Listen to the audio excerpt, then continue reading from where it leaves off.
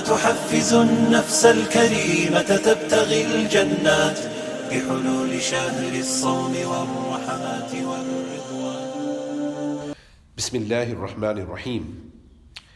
Continuing with Juz 13 of the Quran Kareem, this Juz brings to an end Surah Yusuf and signifies the middle of the story of Yusuf alayhi salatu wasalam, appointed at the time wherein he is exiting the prison. Allah subhanahu wa ta'ala says that when Yusuf alayhi salatu wasalam is now summoned by the king, he refuses to visit the king nor be at his service until a full examination is done for the reason of his imprisonment.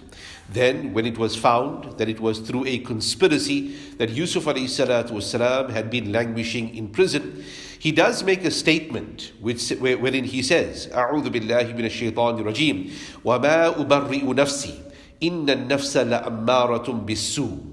That I do not consider myself to be my soul, my personal inner soul and carnal desire, to be free of any blame. Ultimately, it is the carnal desire of a person, the nafs of a person, that continues to give commands with evil.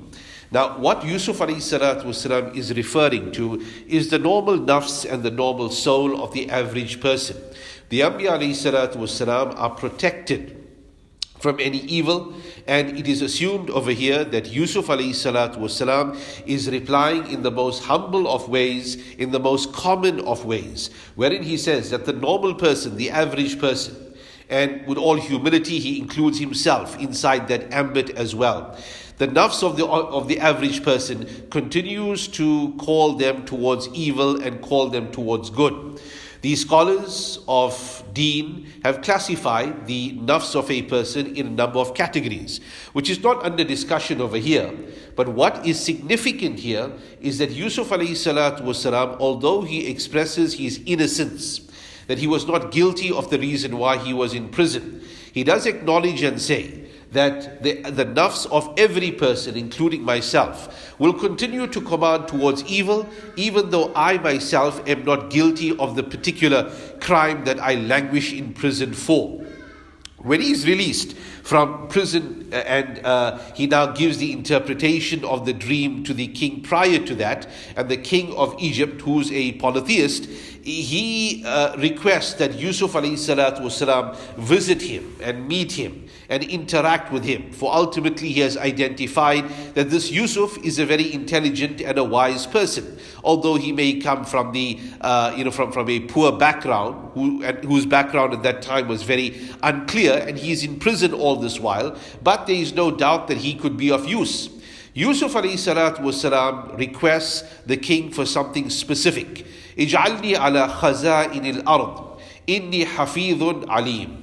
That he says that put me upon the treasures of the earth. In other words, I want to be the Minister of Finance, which is the equivalent of the office of for our time.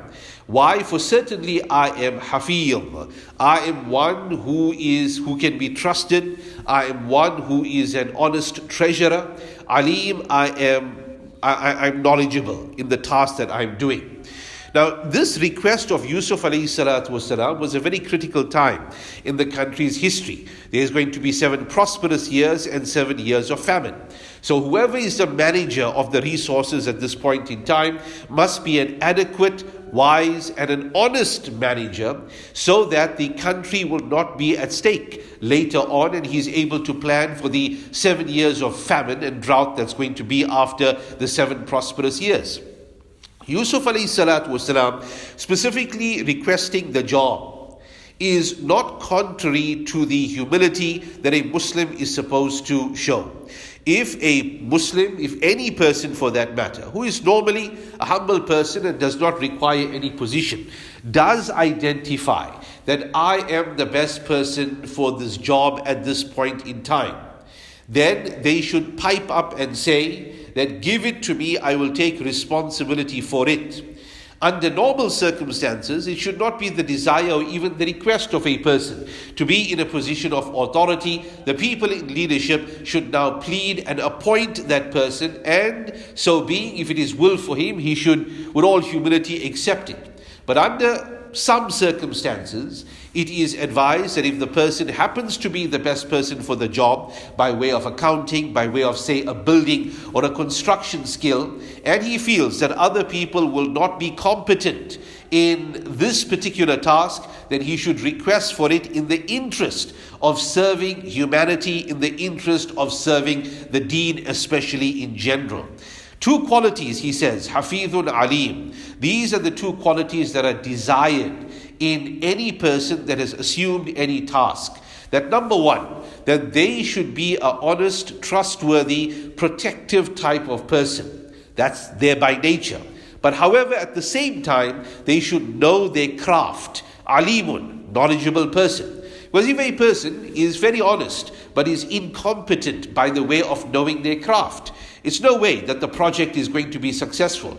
But yet at the same time, if they are very knowledgeable regarding their craft, but they cannot be trusted, they're an untrustworthy person. The very same resources that have been extended to them, or which is yielded from the project itself, will be usurped, it will be stolen, and ultimately at the end of the day, in the absence of these two important qualities, one cannot expect the success of any project or any good coming out of it, because these two vital qualities are in fact absent. Hafeethun, a person who is a good custodian and protector, and a person who is Aleemun, knowledgeable of the craft and the task at hand. Thereafter, the juz continues towards the middle of the juz in Surah Al-Ra'd. Allah subhanahu wa ta'ala speaks about dhikr and the impact that dhikr has. Wherein Allah subhanahu wa ta'ala, amongst a description of those who have been given hidayat and those who are believers, الَّذِينَ آمَنُوا وَتَطْمَئِنُّ قُلُوبُهُمْ بِذِكْرِ اللَّهِ. That those people who bring iman and their hearts become tranquil with the remembrance of Allah. Ala bi dhikrillahi tatma'innul qulub. That listen well, with the remembrance of Allah do the hearts find tranquility. In this ayah here, the impact of dhikr, especially from a worldly point of view, is discussed by Allah subhanahu wa ta'ala. What is noteworthy, that Allah subhanahu wa ta'ala does not simply say that a person who make dhikr themselves will receive itminan, or their hearts will become contented because of the act of the dhakir, the person making dhikr. But rather Allah subhanahu wa ta'ala refers to a general environment, that where dhikr takes place, the hearts find tranquility, whether it is made by the dhakir, the person making the dhikr, or they are currently in an environment of dhikr at the same time. This does not, of course, exclude and preclude the fact that every believer should be making the dhikr of Allah subhanahu wa ta'ala. But the itminan, or the tranquility that is being discussed in the ayah itself, is because of the dhakir, the person making dhikr, and also a person in the environment of dhikr as well. Hence, it is a directive to those who are seeking the peace of heart, the genuine peace of heart, which is practically everybody for that matter, that should they now seek the worldly solace as well as solace for their hearts in the hereafter, on that day wherein there will be many saddened hearts, then they should not only be a dhakir themselves, but they should be in the company of those who make dhikr, and in an environment wherein the dhikr of Allah subhanahu wa ta'ala is consistently made. The dhikr of Allah subhanahu wa ta'ala can include the tilawah of the Quran Kareem, salawat, istighfar. All of them fall under the bracket and the title of the dhikr and the remembrance of Allah subhanahu wa ta'ala. The next ayat, in fact, also mentions that although it is the dhikr of Allah subhanahu wa ta'ala that brings tranquility to the hearts of a person, one should not simply suffice on the dhikr itself. الَّذِينَ آمَنُوا, another description of the very same people, those who bring iman, وَعَمِلُوا الصَّالِحَاتِ. Dhikr is included in amalus salihat, but it is not exclusively the only amal salih, righteous deed. But amal salihat is now includes the akhlaq, the character, the tone, the method of speech. All of that falls under amal salihah, which is an indication to a dhakir that although this is coveted, that you make the dhikr of Allah, الَّذِينَ آمَنُوا وَعَمِلُوا الصَّالِحَاتِ, you are also bound by the other acts of amal salihah. طُوبَى لَهُمْ, glad tidings to them, وَحُسْنَ مَآبٍ, and what a good resting place by way of Jannah will be to those who understand the value of dhikr, the value of amal salihah. That alhamdulillah only continues to strengthen their iman by way of them being mu'mineen, by way of them being believers. Towards the end of the juz, Allah subhanahu wa ta'ala does an important comparison of the Kalima Tayyiba, the kalima la ilaha illallah Muhammadur Rasulullah, in its comparison to the kalimat of kufr and misstatements and where a person expresses their disbelief in Allah subhanahu wa ta'ala. First, Allah subhanahu wa ta'ala describes using a worldly description of a strong tree, of what is the impact of the Kalima Tayyiba, what is the impact of La ilaha illallah in particular and Deen in general. Alam tara kayfa daraba Allahu mathalan. Then do you not see that how Allah subhanahu wa ta'ala narrates an example of kalimatan tayyibatan, of a beautiful or a pure statement, kashajaratin tayyiba, like a pure tree, asluha thabit, that the root of that tree is now firm. وَفَرْعُهَا فِي السَّمَاءِ, and the branches of that tree, the upper part of that tree, فِي السَّمَاءِ, is in the sky. Here the description is given of an absolutely healthy tree, that whilst the ulama and the scholars say that the reference of the type of tree is most likely an olive tree, that's not directly mentioned in the kitab of Allah subhanahu wa ta'ala, but that was the common firm tree that was prevalent in Arabia at that point in time. Nonetheless, the description of the tree, which is more important, that the roots are firm, the top part of the tree is heading towards the sky, which signifies a very healthy plant. This is how the Kalimatul Tayyiba, La ilaha illallah Muhammadur Rasulullah, should now be viewed in ways of a simile, in the ways of a comparison of how you have a healthy tree, a healthy spirituality, is that where the source, the Kalimatul Tayyiba, is firm inside the heart of a person.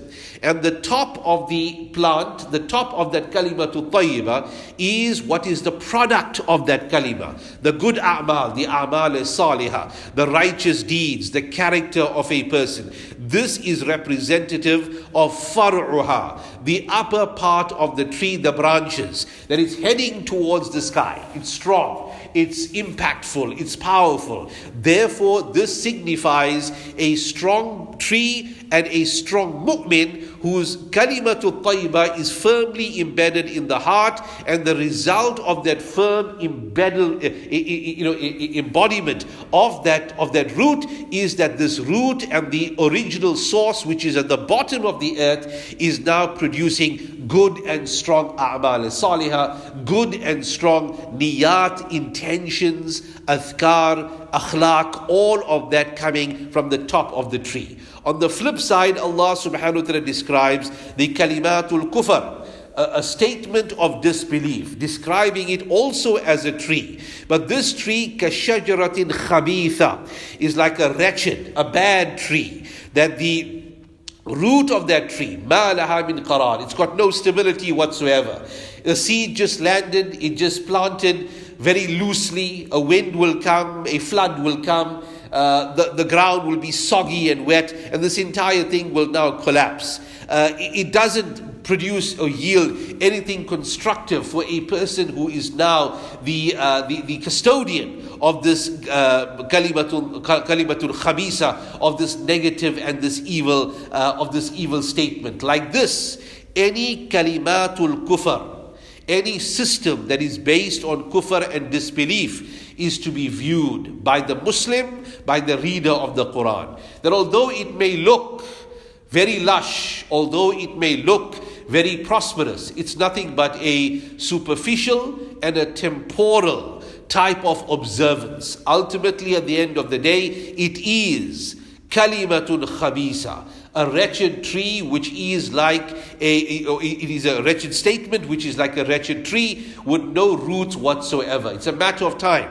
that society, that community, that individual will come crashing down. And we should especially be familiar with this example when looking at disbelieving societies, that you see them prosperous, you see them now making certain gains. And whilst one can respect that those gains may be made because they have adopted some of the prophetic teachings, not all, but some of the prophetic teachings, like maybe a good justice system, a good social system, and they are seeing and yielding the benefits therefrom. And if a Muslim adopts that, or anybody adopts that, the worldly benefits will no doubt accrue to them.